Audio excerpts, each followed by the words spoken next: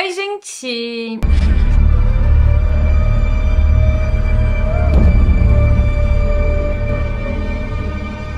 J'espère que vous allez bien. Aujourd'hui, on se retrouve pour une nouvelle vidéo et on se retrouve pour une nouvelle JVDT. Dans la vidéo d'aujourd'hui, je vais vous raconter une histoire tragique, celle de Cheng, une jeune femme talentueuse, pleine d'avenir, mais qui est tombée amoureuse de la mauvaise personne. Ce qui au début ressemblait à une belle histoire d'amour s'est rapidement transformé en un énorme cauchemar et une fin que personne ne pouvait imaginer. Avant que la vidéo commence, vous le savez déjà, n'oubliez pas de vérifier si vous êtes abonné ou sinon de vous abonner, ça vous intéresse.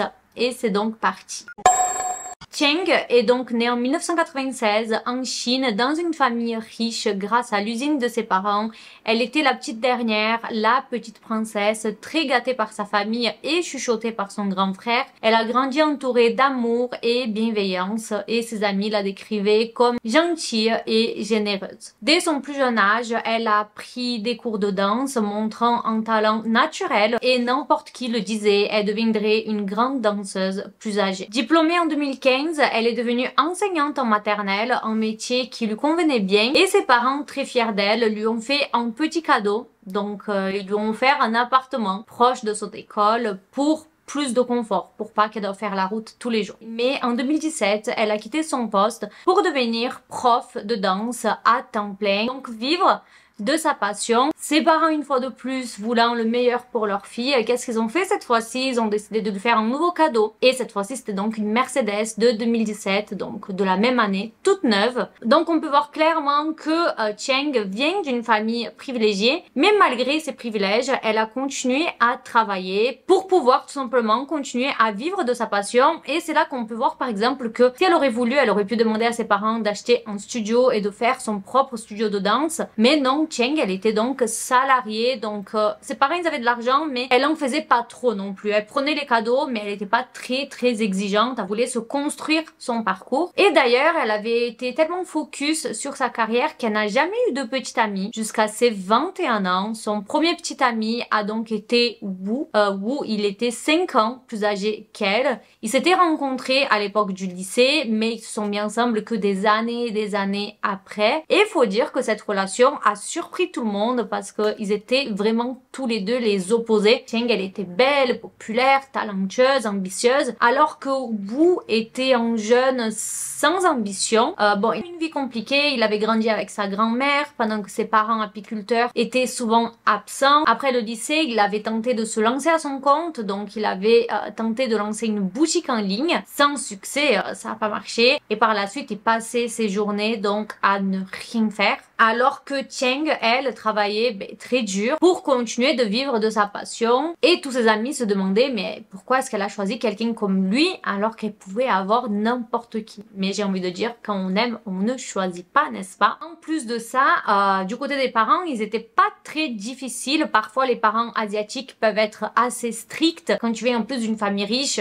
t'es exigeant, tu veux que ta fille se mette avec quelqu'un du même niveau social, mais c'était pas le cas des parents de Cheng. Ils voulaient juste qu'elle soit avec quelqu'un de bienveillant. Son père avait même déclaré que lorsqu'elle se marierait, il paierait lui-même toutes les dépenses en ce qui concernait le mariage. Il avait aussi dit qu'il achèterait les machines et les outils nécessaires pour que Cheng et son mari puissent avoir donc leur entreprise. Donc Wu, il a vraiment été intégré dans la famille en tant que futur gendre. Mais voilà, à savoir, Cheng, elle avait caché sa relation à ses parents pendant plusieurs mois. On ne sait pas si c'est parce qu'elle avait honte de son copain ou parce qu'elle n'était pas encore sûre de la solidité de leur couple. C'est possible que ce soit ça. Et est-ce que vous voulez savoir comment ça va se passer leur rencontre? Parce que les parents de Cheng vont pas prendre qu'elle est en couple parce qu'ils ont décidé de l'annoncer. Non, en août 2017, les parents de Cheng ont décidé de lui faire une visite surprise et ils avaient les clés de la maison de Cheng et en entrant dans son appartement, ils ont trouvé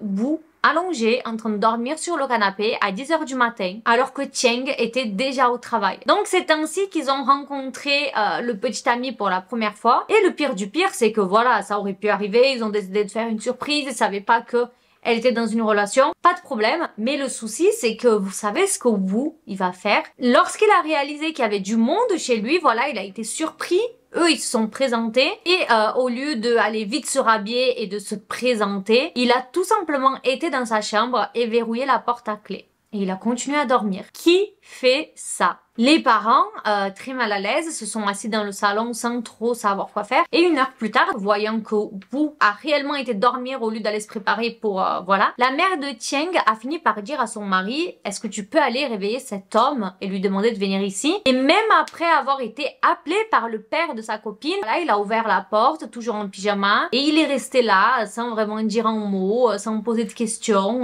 Donc voilà, il les a pas salués, il s'est pas présenté, il s'est pas excusé, il s'est contenté de les fixer, c'est tout. Vraiment, j'ose même pas imaginer la gênance. Cheng, en revanche, était une belle fille exemplaire. Elle avait rencontré les parents de Wu lorsqu'ils étaient allés dans sa ville natale pour célébrer le nouvel an lunaire et elle a été la fille qu'elle est, très douce, serviable, respectueuse. Elle leur avait fait une si bonne impression qu'il lui avait offert un cadeau qui avait coûté quand même assez cher. Et plus tard, lorsque la mère de Wu était tombée malade, Cheng avait passé du temps à l'hôpital pour s'occuper d'elle, donc ils avaient une relation très fusionnelle. Mais Wu ne s'est pas intéressé pour autant aux parents de Cheng. Donc la différence de comportement, elle était assez choquante et tout le monde savait que Wu avait de la chance d'être avec une fille comme Cheng. Même les propres parents de Wu, ils l'ont dit, mais tu te rends compte la chance que t'as d'être avec elle. Quelqu'un qui avait pas d'ambition, pas de travail, il est avec une fille qui vient d'une famille riche, qui essaye de s'intéresser à lui, qui lui propose de payer des choses pour qu'il lance son entreprise, mais le mec... RAB. Bon, jusqu'à là, on peut se dire peut-être que Wu, voilà, il a un peu de mal avec les personnes, le contraire de sociable. Tant qu'il est gentil avec Cheng, tout va bien, mais le problème, c'est que même là, c'était compliqué. Au début, Wu, il était très mignon avec Cheng, très attentionné, mais ça n'a duré que quelques mois. Il n'a pas fallu beaucoup de temps pour que Wu montre son vrai visage et commence à être violent avec Cheng. Quelques exemples, un matin, avant qu'elle parte au travail, ils ont eu une dispute et Wu n'arrêtait pas de crier et de l'accuser de pas mal de choses. Et on aurait dit, vous voyez ce type d'embrouille, ça va jamais se terminer. Cheng, elle avait peur d'être en retard et du coup, elle a dit, écoute, je vais partir, on continuera la conversation quand je rentre. Ce qui est normal, au bout d'un moment, même si tu t'embrouilles avec ton mec et il doit aller au travail, tu le laisses aller au travail. Mais pour Wu, pas du tout, c'était hors de question. Il va la suivre jusqu'à la voiture, il va ouvrir la portière et il lui a arraché les clés et son téléphone. Puis il est retourné dans l'appartement en verrouillant la porte derrière lui.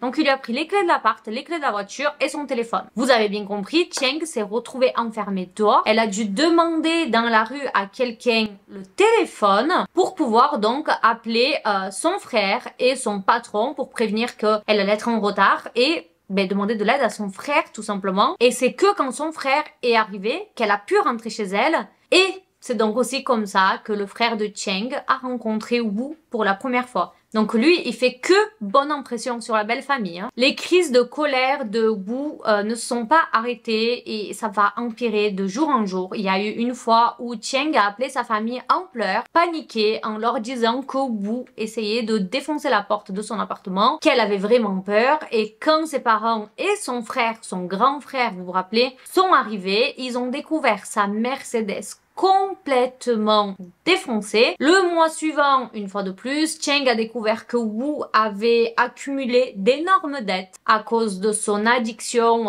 au jeu d'argent. Ils se sont donc vraiment embrouillés par rapport à ça. Et le lendemain, Wu, il a fait quoi? Il a appelé un serrurier, il a changé toutes les serrures de l'appartement et a volé plusieurs vêtements et documents de Cheng. Donc quand elle est rentrée du travail, elle a vu la porte ouverte et ses affaires avaient disparu. Elle s'est immédiatement rendue au poste de police pour déposer une plainte contre lui puisqu'elle savait que c'était lui. Mais finalement, ils se sont remis ensemble. Alors la question que vous vous posez sûrement, c'est pourquoi est-ce qu'elle n'a pas rompu avec lui? Mais elle a fait. Elle a fait de nombreuses fois, chaque fois que Wu devenait violent ou faisait quelque chose, Cheng, elle essayait de le quitter, des fois elle partait de l'appartement, mais à chaque fois, c'était la même chose, il lui envoyait des vidéos de lui en train de pleurer et de demander pardon, ou sinon il se pointait chez elle avec des cadeaux, avec des fleurs, en promettant de ne plus jamais recommencer. Il y a eu carrément une fois où il lui a acheté un chiot pour s'excuser, vraiment le pire truc d'utiliser un animal en tant que cadeau d'excuses. Sauf que, bien sûr, en tant que pervers narcissique qu'il est, il a commencé à utiliser le chiot contre elle. Donc quand Cheng refusait de se remettre avec lui, il lui envoyait des photos du chien en menaçant de lui faire du mal, voire de le... si elle ne revenait pas vers lui. Du coup, bien sûr, elle finissait toujours par céder et franchement, on peut pas la juger sur ça. Rien que de lire des témoignages comme ça, on se rend compte à quel point c'est difficile, mais quand tu vis la chose de l'intérieur, ça l'est encore plus. Et malheureusement, elle en parlait très peu à sa famille quand tout ça se passait. Elle prévenait la famille que quand elle était en cas de danger extrême ou enfermée chez elle. Sans parler aussi du fait que c'était littéralement sa première relation et peut-être qu'elle ne savait pas réellement à quoi ressemblait une relation saine. Peut-être qu'elle se disait que c'est normal d'avoir des petites embrouilles par-ci par-là, alors que non, c'est pas normal. Dans tous les cas, sa famille, ses amis ont tout fait pour les séparer puisque dès le début, ils avaient du mal avec la personnalité de Wu. Un peu, je fais rien de ma vie, je me repose sur ma femme, je dépense l'argent de ma femme, mais quand ils ont vu que ça a commencé à affecter Cheng et qu'il a enfermé chez elle et qu'il avait des petites poussées de colère, ils ont tout fait pour qu'elle le quitte, mais au final la décision ne dépendait que d'elle et elle n'arrivait pas à quitter cette relation, ce qui devait être horrible pour son entourage.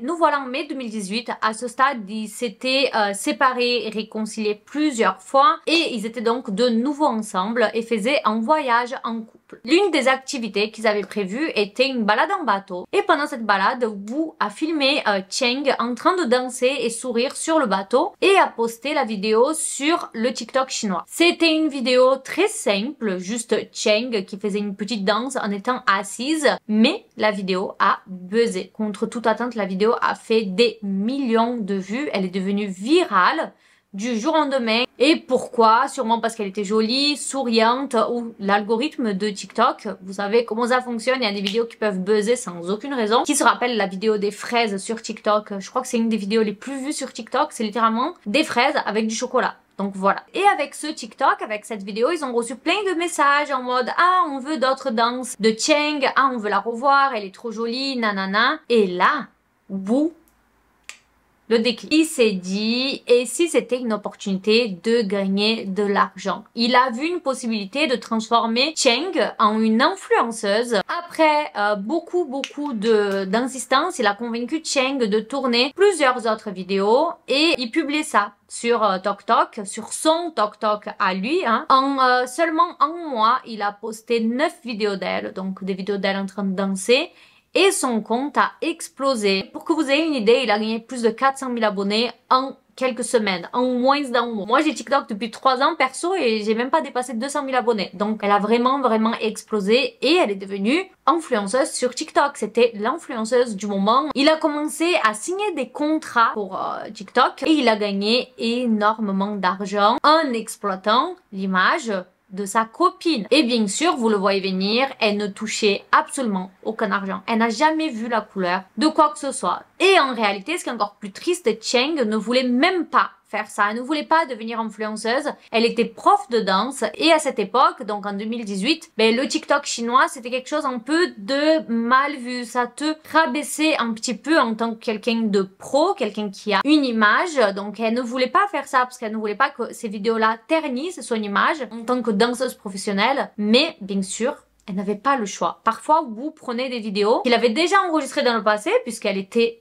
danseuse et il faisait un montage et il les postait pendant que Cheng dormait ou sans qu'elle le sache, donc sans demander son accord, son autorisation. Et bref, avec le temps, de plus en plus ses amis étaient insistants et conseillaient qu'elle le quitte. Ils disaient écoute meuf, déjà que il est désagréable avec toi, il te parle mal, il a fait ci, ça, maintenant il profite de toi. Et le 30 juin 2018, ils ont eu une autre dispute très violente. À ce moment-là, Wu vivait dans l'appartement de Cheng et cette nuit-là, vers 2 h du matin, alors que Cheng dormait, Wu a transféré 10 000, je sais plus le nom de la monnaie, de son compte vers le sien. Quand Cheng s'est réveillée et a découvert ce vol, puisque c'est du vol, elle a essayé de le mettre dehors, mais Wu a eu une crise de rage et a brisé la porte d'entrée. Il s'est mis à hurler pendant des heures. Pour les parents de Cheng, c'était la fois de trop. Ils lui ont dit « Ça suffit, tu vas plus jamais voir cet homme, il est dangereux. » Et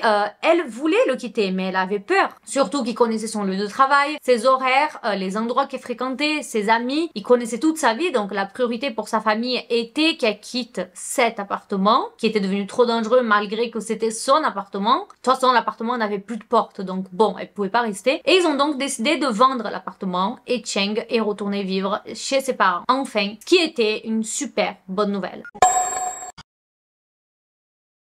Mais malheureusement, Wu n'a pas lâché prise. Il lui envoyait des messages tous les jours, parfois 50 messages par jour. Il commençait toujours par la même tactique. Vous la voyez venir, lui dire qu'il ne pouvait pas vivre sans elle, qu'il était désolé, qu'il aimait, qu'il ne recommencerait plus jamais, nanana. Il lui envoyait des vidéos de lui en pleurs, il lui envoyait des fleurs chez ses parents. Mais voyant que ça ne marchait pas, il changeait de technique et il devenait violent. Il passait aux insultes, aux menaces, lui disant qu'il allait la...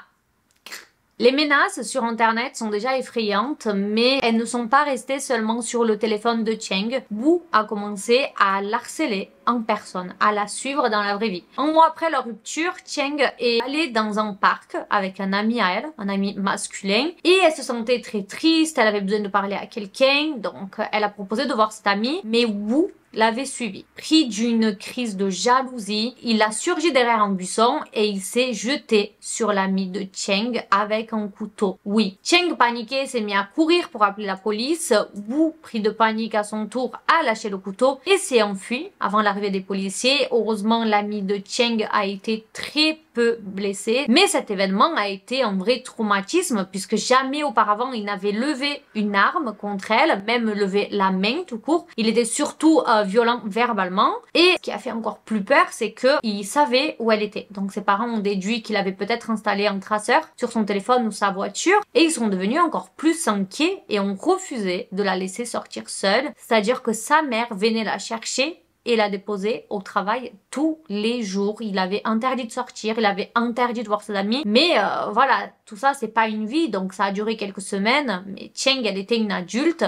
Et c'est arrivé le jour où elle a donc dû sortir sans la protection de ses parents. On est donc le 1er août 2018. Ce matin-là, Wu a encore envoyé un message à Cheng pour lui demander de se voir, comme il le faisait toujours. Mais, une fois de plus, elle ne lui a pas répondu. Il a alors commencé à l'inonder de messages menaçants en disant qu'ils allaient mourir ensemble, qu'ils allaient finir leur vie ensemble. Ça faisait un mois qu'il lui envoyait des messages tous les jours et qu'elle ne répondait pas. Vers 17h30, Cheng écrit à sa mère pour lui dire qu'elle allait voir un film avec un ami après le travail et qu'elle n'avait pas besoin qu'on la récupère. Sa mère était inquiète, mais elle s'est dit qu'est-ce que je peux faire? Je peux pas enfermer ma fille toute ma vie. Là, elle va quand même être avec un ami homme, donc elle s'est contentée de lui répondre « Fais très attention à toi » et malheureusement, ça a été leur dernier échange. Ce soir-là, Wu était garé devant l'école de danse où travaillait Cheng.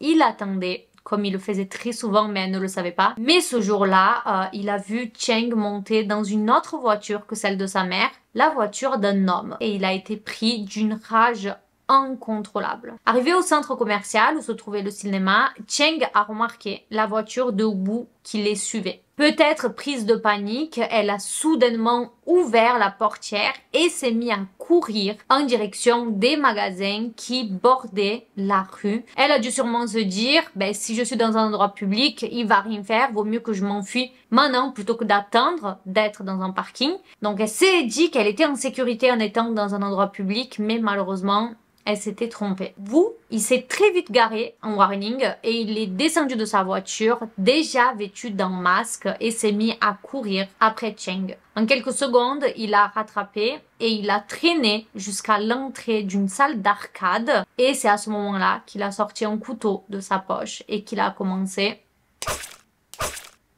des dizaines de fois. C'était vraiment avec une violence extrême. Il visait principalement son abdomen et son cou. Et chaque fois qu'il enfonçait, il tournait pour maximiser les dégâts. Le propriétaire de l'arcade a été le premier à essayer d'intervenir. Il a attrapé un balai et il a commencé à frapper Wu. Mais Wu s'est retourné contre lui et l'a poignardé aussi. Heureusement, le commerçant a survécu à ses blessures, il a réussi à s'enfuir, mais ça n'a pas été le cas de Cheng. Il s'est retourné vers Cheng à nouveau et il a continué. Et vous savez ce qui est le pire? Les gens autour ont entendu du bruit et ont commencé à filmer. D'après les images de sécurité, seulement 3 minutes se sont écoulées entre le moment où elle descend de sa voiture et le moment où il s'enfuit. Donc en fait, il lui a fallu 3 minutes pour la tuer. À 21h30, ce soir-là, Wu s'est rendu à la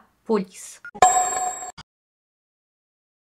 La famille de Cheng, quand ils ont appris la nouvelle, ils n'arrivaient pas à y croire. Ils savaient que Wu était une menace, ils savaient qu'il était dangereux, mais au fond, jamais ils n'auraient imaginé qu'il aurait été capable d'un meurtre. Et comme je vous ai dit, le souci c'est que Cheng, enfin c'est pas, je ne remets pas la faute sur elle, mais Cheng disait très peu de choses à sa famille et la plupart des choses, la famille va prendre après le meurtre. Donc vraiment en ayant accès à son téléphone, c'est là qu'ils vont découvrir à quel point la situation était grave.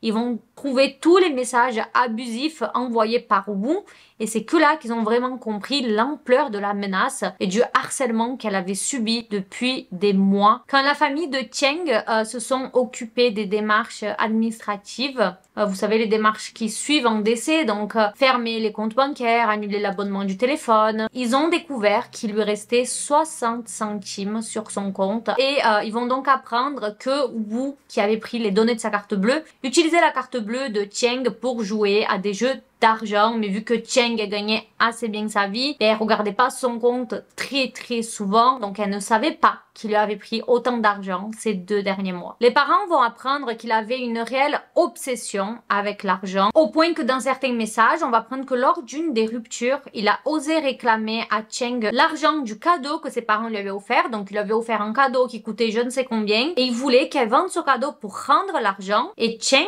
malgré tout ce qu'il lui avait volé et tout ce qu'elle lui avait donné, par exemple, son appartement, c'était son appartement, elle a jamais fait payer le loyer, des choses comme ça, ben Cheng, malgré tout ce qu'elle lui a donné, elle a quand même rassemblé cette somme, elle n'a pas vendu le cadeau, mais elle a rassemblé la somme du prix du cadeau, et elle a donc restitué à la famille de Wu, à savoir les parents de Wu, ont refusé d'accepter l'argent, alors elle a dû le remettre à un cousin éloigné et elle a même dû racheter son propre chien. C'est-à-dire que il menaçait de le chien si elle ne rachetait pas son propre chien. Voilà, qui était un cadeau, le rat en personne. Le procès de Wu a commencé en avril 2019 et devant le tribunal, Wu a affirmé qu'il portait un couteau ce soir-là uniquement pour effrayer son ex-petite amie et la forcer à se réconcilier avec lui, mais qui n'avait jamais eu l'intention de la tuer. Donc là, c'est toute la question. Est-ce que c'était un acte prémédité ou pas? Est-ce qu'il avait prévu? Parce que de là, tout va changer. Est-ce que tu prends prison à vie ou est-ce que tu vas mourir en prison littéralement? Parce que là-bas, la peine de mort est appliquée. Il a raconté que voilà, il voulait juste lui faire peur, mais lorsqu'elle s'est mise à courir en appelant à l'aide, en criant à l'aide, donc imaginez à quel point elle avait peur, ben il dit qu'il a eu un trou noir et il se rappelle pas de ce qui s'est passé ni pourquoi il est passé à l'acte, mais que quand il a repris ses esprits, ben le couteau était déjà à l'intérieur de Cheng. Mais personne n'a cru à cette version des faits parce qu'il est clairement en train de dire que de un, c'est pas prémédité et en plus, j'avais pas toutes mes idées. Vraiment, il regroupait toutes les excuses pour prendre la peine la plus légère possible. Acte non prémédité et plaider la folie. Mais bref, comme je vous ai dit, personne n'a cru cette version des faits. Selon plusieurs témoins, Wu était déjà sorti de sa voiture avec un masque et on le voit sur les caméras en plus, faute à pas de chance. Donc si son but était simplement de lui parler et lui faire peur, pourquoi aurait-il cherché à cacher son identité puisqu'il sort avec un masque, il a un masque pendant qu'il conduit. Sans compter qu'il a poignardé plus de 30 fois et plusieurs de ses coups ont été particulièrement, comme je vous ai dit, violents puisqu'il tournait la lame dans le but de vraiment l'achever quoi. Mais le pire du pire, c'est même pas ça les gars, c'est quand il a eu l'audace de jeter la faute sur la mère de Cheng. Il a déclaré que si elle avait récupéré sa fille comme d'habitude après le travail, au lieu de la laisser monter dans la voiture d'un homme, mais peut-être que Cheng serait encore en vie aujourd'hui. Donc c'est pas du tout de sa faute à lui qu'il a tué, c'est la faute de sa mère qui l'a laissé monter dans la voiture d'un ami lunaire. En entendant ces mots, la mère de Cheng s'est évanouie en plein tribunal. Et bien sûr, personne n'a cru Wu, son discours n'a convaincu personne de sa non-culpabilité et il a donc été reconnu coupable d'homicide volontaire avec préméditation. Le tribunal a estimé qu'il avait bel et bien eu l'intention de tuer et qu'il avait prévu le coup, masque, couteau sur lui. Il a été donc condamné à la peine de mort. Mais voilà, Wu n'a pas accepté sa condamnation et a continué à se battre en justice pour obtenir une peine plus clémente. D'abord, il a donc plaidé le crime passionnel, prétendant que ce n'était pas un acte prémédité, mais un moment de folie, comme je vous ai dit.